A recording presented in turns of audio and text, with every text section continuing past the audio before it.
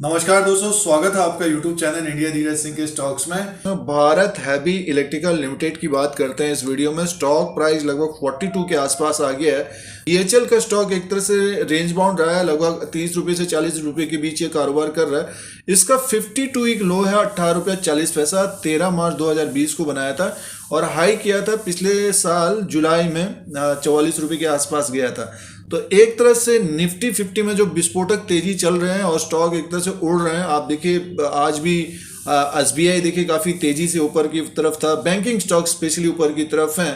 तो ग्रोथ की बात आ रही। दोस्तों चैनल पर पहली बार हैं तो सब्सक्राइब और बेल आइकन को प्रेस करिए। आप लोगों को यूट्यूब की तरफ से नोटिफिकेशन मिलता है जब भी नया न्यू वीडियो अपलोड होता है, और लाइक का बटन भी हिट कर दिया करें। ग्रोथ की बात आ रही है उसमें से भारत हैवी इलेक्ट्रिकल लिमिटेड ऊपर की तरफ जाता हुआ दिख सकता है। Q3 का रिजल्ट इसका अगर बेटर आता है, जो 6 फरवरी 2021 को आना फाइनेंशियल रिजल्ट।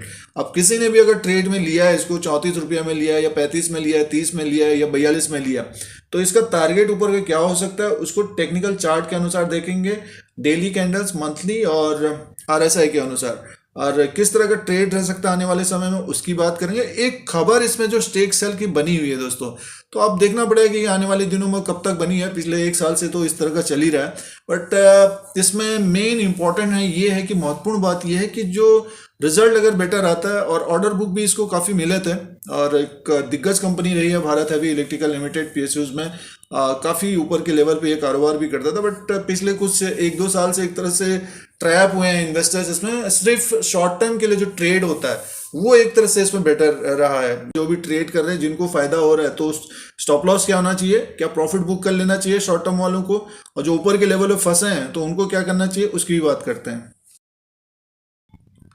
दोस्तों ये भारत हैवी इलेक्ट्रिकल लिमिटेड का चार्ट लगा हुआ है, कैंडल्स हैं डेली। देखिए एक तरह से बढ़कर ये लगभग 42 रुपीज़ तक तो पहुंच गया है। और देखिए ये 4 टाइम है, ये एक इससे पहले भी एक तरह से 41-42 तक गया था, उसके पहले भी गया था ये लगभग 42-20 तक, उसके बाद ये लगभग 44 तक। तो अगर ये देखिए कल ऊपर की तरफ अगर 42 रुपया 50 पैसे के ऊपर अगर ट्रेडिंग करने लग जाएगा, तो मान के चलिए फिर ये टारगेट होगा लगभग 44 का एक टारगेट होगा दोस्तों। और BHL में जो एक तरह से नहीं बढ़ रहा था, कब बढ़ेगा इस तरह से चल रहा था, और लगभग ये पिछले एक साल का जो इसका रेंज रहा है, देखिए एक तरह से 42 रुपये से नीचे की तरफ देखते हैं लगभग 27 और 26 रुपये तक आया, फिर ऊपर की तरफ गया, फिर इसमें गिरावट आई, फिर ऊपर की तरफ गया। यानी मैं मान के चले कि 27-28 रुपये से 40 रुपये के बीच रहा है पिछले एक साल के अंदर। अब उम्मीद का रिजल्ट इसका बढ़कर आना चाहिए और अच्छा आना चाहिए। आगे इसका जो टारगेट हो सकता है दोस्तों, अगर 44 का हम देखते हैं आगे, और उसको क्रॉस करके ऊपर की तरफ जाता है, तो लगभग मान के चलिए फिर 47 का इसका नेक्स्ट टारगेट होगा, और उसके बाद फिर एक तेजी और रहेगी लगभग 50 और 53 तक ये जाता हुआ दिख सकता है दोस्तों।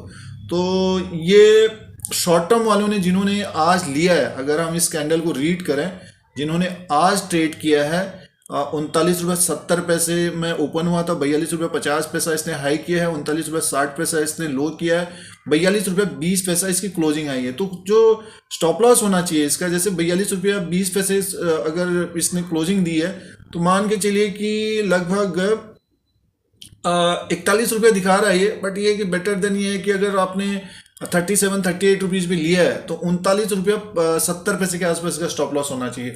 10 पैसा जरूर नीचे की तरफ है, काफ़ी अगर गिरता भी 4-4-5% गिर भी जाता है ये, तो अपने प्रॉफिट को प्रोटेक्ट करना चाहिए।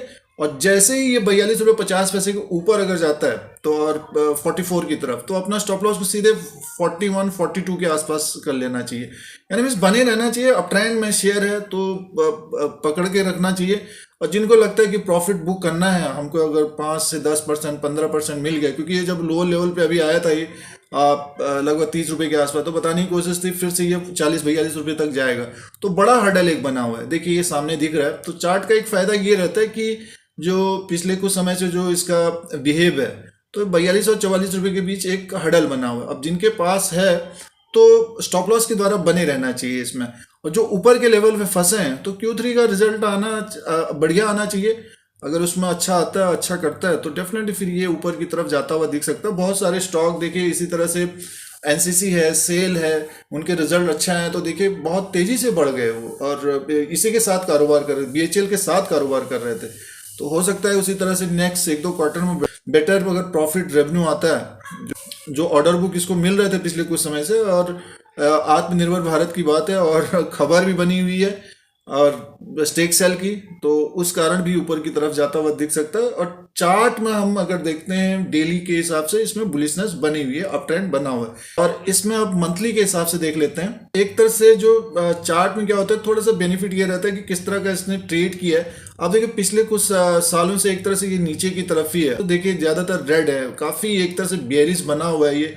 अभी ये जैसे ये कैंडल है, फरवरी का ये कैंडल है, 36 रुपये 35 पैसे में ओपन हुआ, 42 रुपये 50 पैसा इसने हाई बनाया, 35 रुपये 45 पैसा। देखिए आप अगर मंथली के हिसाब से देखते हैं तो फरवरी में देखिए अब 36 रुपये से ये 36 रुपये से स्टार्ट हुआ है, 42 तक पहुंच गया, 42 रुपये तक पहुंच गया। तो बहुत सारे लोगों ने प्रॉफिट भी बुक किया होगा, जिन्होंने ह्यूज क्वांटिटी लिया होगा, कुछ ना कुछ प्रॉफिट बुक किया होगा, क्योंकि एक तरह से इसी के आसपास का हडल है। तो ये देखिए 2-3 बार इस तरह का हुआ है। तो यहाँ से अगर ये निकलता है ऊपर की तरफ, जो लग रहा है कि अब की बार निकल जाना चाहिए, 47 का एक टारगेट होगा, फिर सीधे से 50 रुपये का एक टारगेट और 53 रुपये का एक टारगेट होगा, और उसके बाद एक लगभग 56।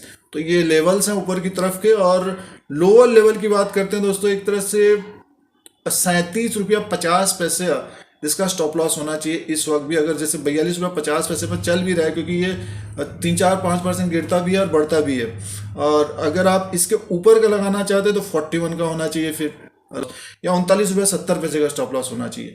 तो इस तरह से इसमें कारोबार कर सकते हैं। और अप ट्रेंड में बना हुआ है, संभव ये है कि ये 44 को ब्रेक करते हुए ऊपर की तरफ जाता हुआ दिखे, एनसीसी सेल की तरफ और तेजी की संभावना रहेगी।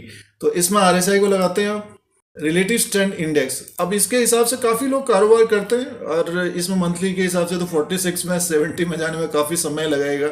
1-2 क्वार्टर जब अच्छा रिजल्ट आता है तब डेफिनेटली स्टॉक ऊपर की तरफ जाता हुआ दिख सकता है। और अब डेली के हिसाब से देखते हैं तो 65 में, यानी मीन्स ये 42 तक पहुंच गया। अगर 10% ऊपर की तरफ जाता है 75 के आसपास, फिर थोड़ी सी गिरावट हो सकती है, थोड़ा सा गिरेगा फिर ऊपर की तरफ जाता हुआ दिखेगा। तो दोस्तों एक तरह से हम बीएचएल को टेक्निकली चार्ट के अनुसार देखते हैं तो डेली के हिसाब से इसमें बुलिशनेस बनी हुई है, और 44 को क्रॉस करता है, लगभग 47 का एक टारगेट होगा शॉर्ट टर्म के लिए भी। तो अपने ट्रेड को बनाए रखने के लिए स्टॉप लॉस को अपने स्टॉप लॉस से द्वारा बने रहना चाहिए, और जैसे जैसे ऊपर की तरफ स्टॉक जाता है तो अपने स्टॉप लॉस को बढ़ाते रहना चाहिए, या फिर लग रहा है कि प्रॉफिट बुकिंग करना है तो प्रॉफिट बुकिंग कर सकते हैं। और जिनके पास थोड़ा सा वक्त है तो थोड़ा वक्त दीजिए, Q3 के रिजल्ट का वेट करिए।